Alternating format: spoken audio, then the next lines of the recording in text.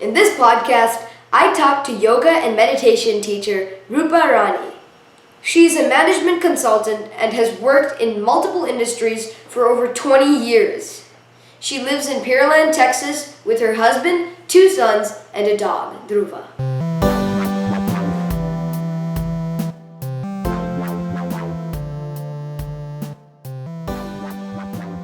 Hi, how are you? I'm good, Karthik. What inspired you to start yoga and meditation? So it's a long story. I started when I was very young. I started when I was probably 17. I was practicing meditation on my own. I realized I was overthinking things. I had a lot of negative thoughts, and it was very prevalent then to practice some meditation. So I started to practice on my own. And that's when it started. Then I found Sahaj Marg, also known as Heartfulness. And then that's where it all began. It began about more than 25 years ago. Wow. Do you have any people who helped you a lot at the beginning of the journey when you were just starting? So in the beginning, like I said, I started meditation on my own, but that was quite hard. So I was looking for help from sort of a teacher, and I found that my family was starting to get interested in this form of meditation known as Sahaj Marg. So I also found a teacher. I started to take sittings, individual meditation sessions with that person. As a family, we did group meditations. We used to go weekly. And I think that kind of a community of meditators really helped. So that's how I started with meditation. But the yoga, the asana part, I started when I was probably 13 or 14. I had been overweight my almost entire life. So another thing that I started to try, besides the other activities that I was doing, was there was a yoga teacher in my neighborhood. So I started taking yoga lessons, asana lessons with her. And that's how I started my asana practice. That's when I started that. But come to think of it, over the 5 years, I found my teacher, Robert Bustani, who helped me a lot. So that's another person that I credit my yoga asana practice to. But as far as meditation goes, there was Rajgopalachari, Parthasarathi Rajgopalachari, who started kind of got me interested in meditation. He was somebody who was not just a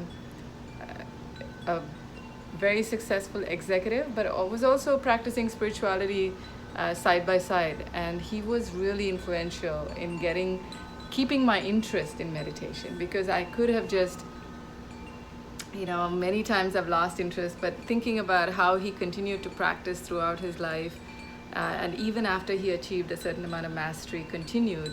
That's kind of people that have kept me inspired and interested. And the current guru as well. The current guru is Kamlesh Patel. Seeing him do his practice also keeps me inspired. So having gurus and having people, having family that inspired you and taught you must have been a really good guideline to help the process move, right? Yeah, having people that are also as interested in the same field really is important. I keep looking to others to get inspired, and not just my teachers, my fellow yogis, my students. I find that having a community of people that is interested in the same thing has really helped further my practice. Are there any specific stories from when you were just starting, like any memorable moments, like fun stories that you have? Yeah, I guess my influential stories, I can tell you. There are moments I don't have stories. I'm really not a good storyteller. So moments that have kept me, keep playing in my mind are, I was about 18, and I had met Chariji, as he's popularly known. I had met the meditation teacher of this practice, and I was saying, I don't know what to do with my life. I want to be somebody who's really, um, no, I'm not interested in making money in my life. I was being a little bit unsure of myself, not owning who I was. And I think having met him, seeing how, he had pursued a spiritual life, but he told me clearly, you have to own who you are. If you want to be successful in your career, you have to just say who you be, authentic. And I think that stayed true to me even until now. Another thing I remember is the other teachers that I met, the yoga teacher that I had. This was throughout my from the time I started till I was 22. This was in India. I had a teacher who was so dedicated to teaching, and so dedicated to teaching every single day, that I keep thinking back to what inspired this teacher to keep teaching. He was slightly older as well. It still boggles me to what kept him interested at that age, even struggling a little bit physically, kept going. And that's, these are some people that still surprise me, that they are so motivated to share the knowledge that they have with people. And that's the kind of thing that, that keeps me going. That interesting stories, that's really what I have. Nice. So as you progressed, was there like a changing moment? Was there any moment where you're like, this is really helping me, and you realized that this was something that you wanted to do when you grew? Okay, that's actually very important, because what happened on the first, I'll talk about the meditation practice, but particularly with the asana, it's very tangible. You do yogasana, you feel some body pains, you see your body change, and you're doing it. With meditation, on the other hand, it's tangible to some and not so tangible for others. For me, when I first did my meditation practice with the teacher, after the first day of sitting, it was probably 30 to 45 minutes, and then I did another the second day and the third day. Right after the first day, I could tell my mind was clear. I was able to sit down and focus on things like I couldn't before that. I was constantly plagued by either some overthinking, some thoughts in the background, or some negative thoughts. What could go wrong, right? Like if I'm studying for my exams, oh my God, I could fail. None of that was there. Those 3 days, right after those 3 days, I just noticed how different I was. That got me really interested. Then I noticed that every time I went for the Sunday group meditations, the Monday, Tuesday, even if I didn't do a daily practice, it was completely different. And that's another thing that kept me going. So I have rarely missed Sunday group meditations, very rarely. I even continue, during this time of quarantine, I join the group meditation on Sundays. So those are the things that keep me going. With the physical practice, of course, there's other things, the asanas, right? I enjoy teaching, I enjoy doing it. I feel a sense of joy when I'm breathing and moving and, going in upside down, probably in a Shirshasana. It's beautiful. When you get into Chakrasana, it's almost ecstatic when you do it for the first time. Those kinds of things, I'm looking forward to the next time I can get into one of those challenging postures, another one that I can conquer. So yeah, those are the things that keep me going. So the change was very sudden in meditation, you'd say. Yeah. And for yoga, in the asanas, every time you do one, you would say you felt a change in your body and you feel different. Correct, yeah, that's right. What are some of your hobbies outside of meditation? Like, what are some things you just do for fun? The things I do for fun, I like to take every day a walk with this guy right here. You can see him. Can you see him? Wait, I'll show you. Dhruva, my dog. I like to take a walk with my dog dog Dhruva every evening at sunset. So it's my favorite thing. It's my absolute favorite thing is watching the sunset, taking a walk. If I don't take a walk, I at least watch the sunset. If I can't do both, it's okay. But I try to do that almost every day. The other things, I like fashion a lot. I like dressing up. I do like spending time with the family, watching movies, going out for dinners. Um, any meal shared with the family is great. That's really it. These are the fun things I like to do. Do you ever find it hard to make time to do things outside of yoga and your job? I have been very lucky that I've always found somehow, I don't know how, but I've always found time to do my yoga meditation practice while having a job. I might have cut down in my morning practices. When I had to commute like at 5:30 in the morning sometimes, then I cut down on the morning practices, but I've found time in the evening. Um, and our social lives are only that demanding as we make it, so it's been okay. I've not found I've always had time to donate to the family or give to the family as well as take care of my interests. Why do you feel yoga makes you happy? Why do I feel yoga makes me? So when we talk of yoga, I again will separate the asana and the meditation. I think with happiness is really an attitude, right? I've spent a lot of time just doing yoga and meditation is one thing, but I'm quite naturally, I've made an effort to be a very positive person, and that helps. The yoga,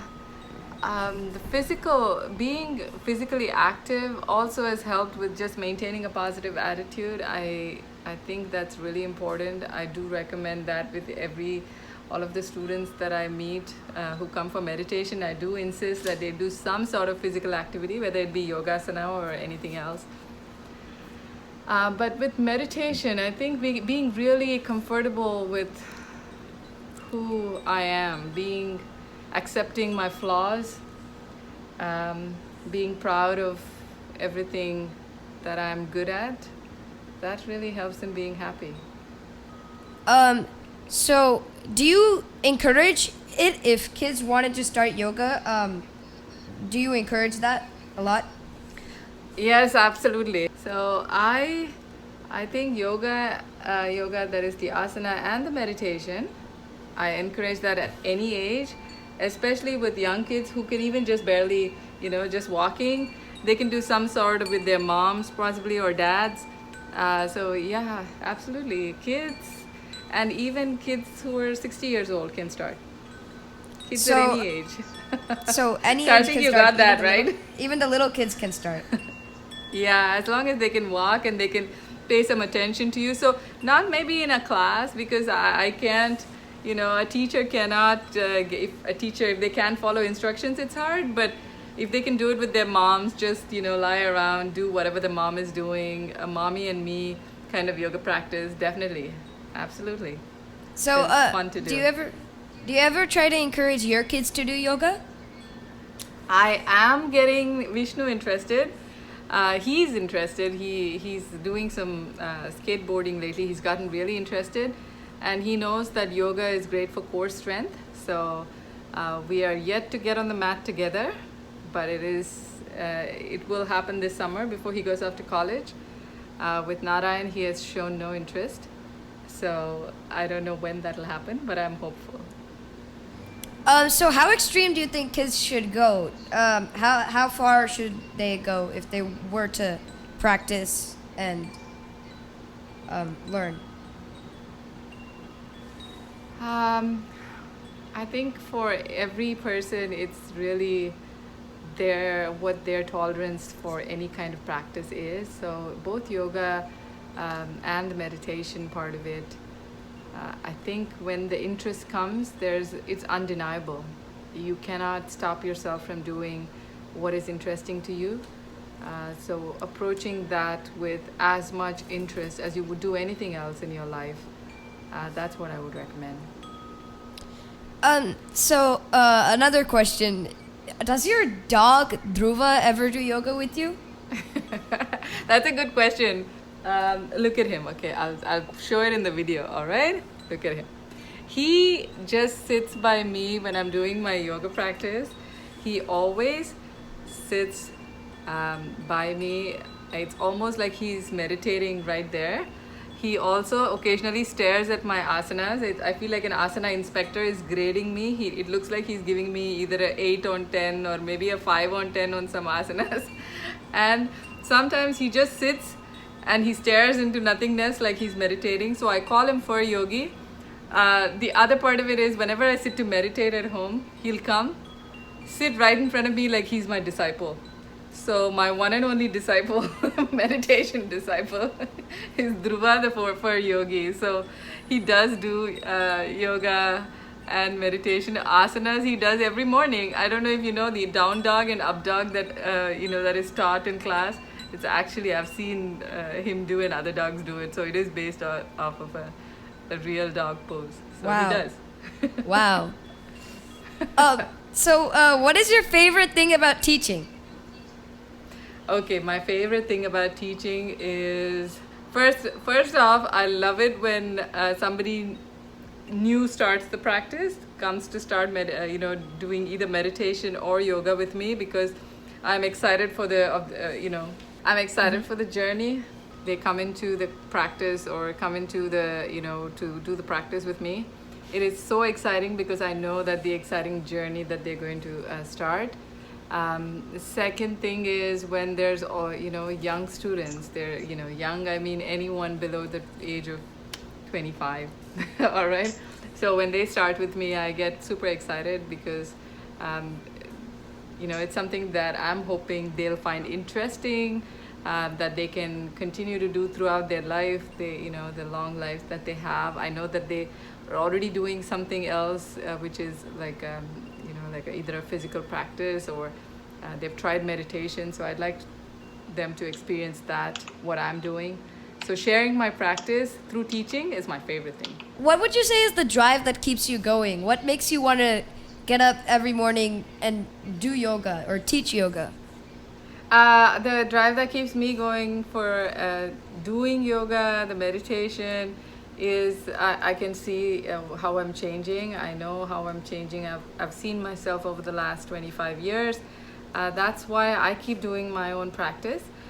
But as far as teaching, it's really the students that inspire me. I feel really inspired when I see the progress that students make, and they feel happy about the progress they're making.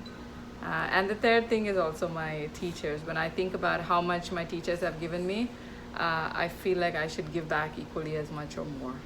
That's what keeps me inspired. Nice. To teach and to do. Nice.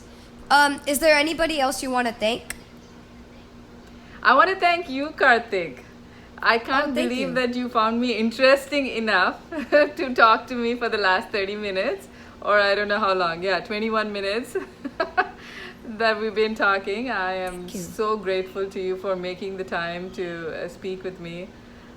There's really, all the gratitude to the universe for giving me everything that I have. Besides that, thank you.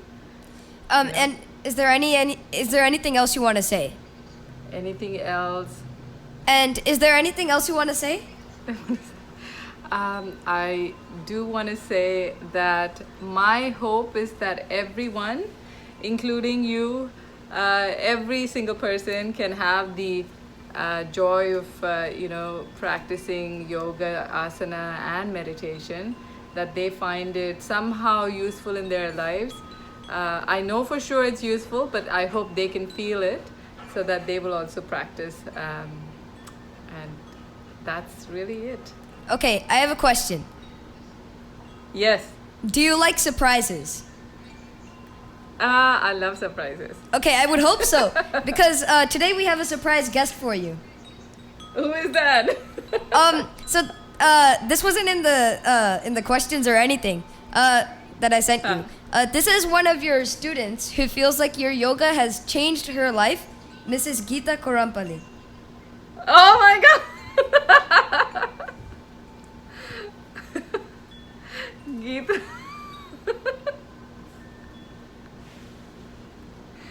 You're gonna call her? Yay! My question is, how has Mrs. Roopa's teaching changed your life? Good question. Very good question, actually. How did Roopa's teaching change my life, right? it definitely made a turning point, I should say. Years back, I had all this weight on me, and mm, thinking about doing something is one thing, right? But the motivation to do something is another thing. So I had yoga in mind, but I would always have excuses, right? Oh, it's too difficult. Maybe I don't have the patience to do it or something. But I tried Rupa's classes for 2 3 times and it clicked instantly. Um, why? I think it's because of her discipline and the way she teaches it. You definitely need a guru to hold your hands through the entire process, right? Into learning what it gives and how to do the postures and everything. It's about enjoying the practice. Whenever I was with her, we used to have these conversations into how, how to how to actually accomplish a posture or what each posture gives, right? She instructs really good. So following her subtle steps and everything, it made it easier. Yoga seemed much more. I think I seriously got addicted to yoga, I should say, because great way of teaching. I love the way she teaches, and she greatly inspires me. And it's a combination of guru and friendship, right? So thank you, Rupa. Thank you so much. I think you got me into this, and it's a great life-changing kind of a practice for me. The privilege is all mine. The privilege is mine. It's a privilege. I want to just repeat that. It's a privilege to have, the company of really good yogis, and Geetha is one of them. And I'm really, I don't take it lightly. So thank you very much, Geetha. Yeah, you're greatly disciplined, and your discipline always motivates me, Rupa, to stick with the practice. And the changes I've seen through the year is amazing, and I'd like to keep on consistent doing the practice. Thank you for motivating me. Yeah. Thank you guys for welcome. coming. Thank you, you. Karthik. Thank you, Karthik.